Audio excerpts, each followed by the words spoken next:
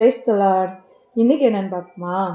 நம்ம நிறைய நேரம் சொல்கிறோம், என்னடா என் வாழ்க்கை இருள் நிறைஞ்சு போயிருக்குது, என் வாழ்க்கையில் ஒரு நல்ல ஒரு காரியங்கள் இல்லை, நல்ல ஆசீர்வாதம் இல்லை அப்படின்னு நினச்சோமா?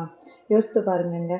ஏசப்பா படைக்கும்போது கூட இருள், வெளிச்சம், பகல், இரவு அப்படின்னு ரெண்டு ரெண்டாக படைச்சிருக்காங்க. எல்லாத்துக்கும் ஆப்போசிட்டாக படைச்சிருக்காங்க. ஏன் படைச்சாங்க?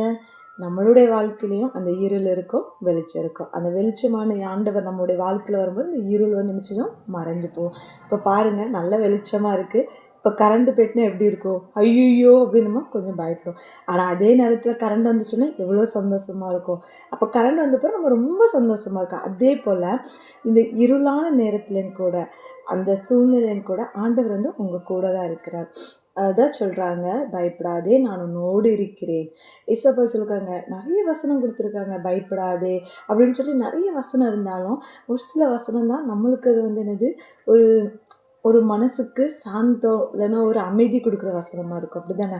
அதே போல் தான் இன்றைக்கி ஆண்டவர் உங்களை சொல்லுதாரு. ஒரு வேளை உங்கள் வீட்லேயோ, உங்கள் வாழ்க்கையிலையோ, உங்கள் வேலை ஸ்தலத்துலேயோ, படிக்கிற இடத்துலையோ, எங்கேயாவது ஒரு இடத்துல உங்களுக்கு இருள் போல் ஒரு பிரச்சனை இருந்தால் இன்றைக்கி உங்களை பற்றி சொல்கிறாங்க, பயப்படாத, நான் உன் கூட இருக்கிறேன், என் மகனே மகளே கலங்காதே, நான் உனக்கு வழி நடத்துவேன் அப்படின்னு சொல்கிறாங்க.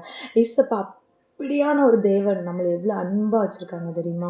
பைபிளில் கூட சொல்லியிருக்காங்க, நான் யாரை நேசிக்கிறேனோ அவனை சிற்றிப்பேன், ஆனால் என்ன செஞ்சிருவேன், அதுக்குள்ளே பலனை கொடுப்பேன்னு இருக்குது.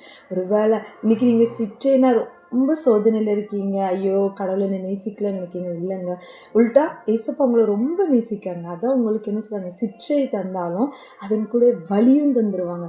ஒவ்வொரு மாதமும் கண்ணின்மொழி போல் நடத்தின தேவன் எவ்வளோ பெரிய தேவனாக இருக்காங்க.